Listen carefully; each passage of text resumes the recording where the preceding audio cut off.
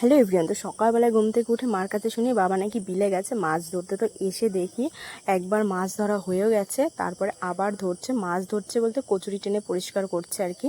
পরে মাছ ধরা হবে। আমি চেষ্টা করব তোমাদেরকে এর একটা বড় ভিডিও দেওয়ার, মানে যেদিনকার এই পুকুরটা পুরো মানে ধরা হবে মাছ, সেদিনকার আমি চেষ্টা করব তোমাদের সাথে বড় ভিডিও শেয়ার করার।